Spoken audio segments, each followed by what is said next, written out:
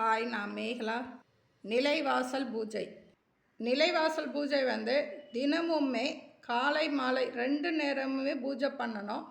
முடியாதவங்க வெள்ளிக்கிழமை அன்னைக்கு பூஜை பண்ணலாம்.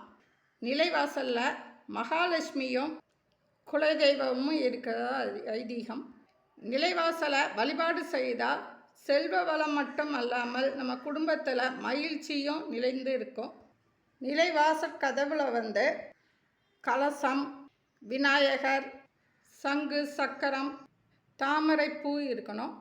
நிலைவாசலை ஒரு துணியை வச்சு தான் சுத்தம் செஞ்சுட்டு ஒரு ஈரத்துணியை வச்சு தொடச்சி எடுக்கணும். அந்த ஈரத்துணியில் வைக்கிறதுக்கு ஒரு பவுலில் தண்ணி, பன்னீர், சுக்கு பொடி, கல் உப்பு, மஞ்சள் பொடி இவ்வளவும் கலந்து ஒரு துணியை வச்சு தொடச்சி எடுக்கலாம். தொடச்சி எடுத்துட்டு திரும்ப இன்னொரு பவுலில் கஸ்தூரி மஞ்சள், அரிசி மாவு, அதாவது பச்சரிசி மாவு, சந்தனம், வசம்பு பொடி, ஏலக்காய், பச்சை கற்பூரம், ஜவ்வாது இவ்வளோத்தையுமே கொஞ்சமாக பன்னீர் கலந்து அந்த வாசற்படியில் ஒட்டுற அளவுக்கு கெட்டியாக இருக்கணும். ரொம்ப தண்ணியாக இருக்கக்கூடாது.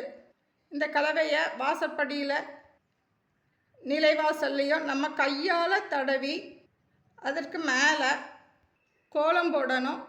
கோலம் சொஸ்டிக் சின்னம் வரைஞ்சிக்கலாம். தாமரை பூ வரையணும். லக்ஷ்மி பாதம் வரையலாம். லக்ஷ்மி பாதம் வரையும் போது பாதம் நம்ம வீட்டுக்குள்ளே வர மாதிரி வரையணும். வலது காலை முன்ன வச்சு இடது காலை பின்ன வர மாதிரி லக்ஷ்மி பாதம் வைக்கணும். கோலம் வரைஞ்சிட்டு அதற்கு மேலே குங்குமம் வைக்கணும். குங்குமத்துக்கு பக்கத்தில் பூ வைக்கணும். வாசற்படியில் தினமுமே காலை மாலை 2 நேரமுமே ஊதுபத்தி காட்டணும். நம்ம கோவிலுக்கு போயிருக்கும்போது அபிஷேகம் பண்ணியிருப்பாங்க. அந்த அபிஷேகம் பண்ண தண்ணி கொண்டுட்டு நம்ம வீட்டு வாசப்படியில் தெளிக்கலாம். ஏதாவது ஒரு புனித கோவிலுக்கு நம்ம போயிருந்தோன்னா அங்கே உள்ள புனித தண்ணியும் கொண்டுட்டு நம்ம வீட்டு வாசப்படியில் தெளிக்கலாம்.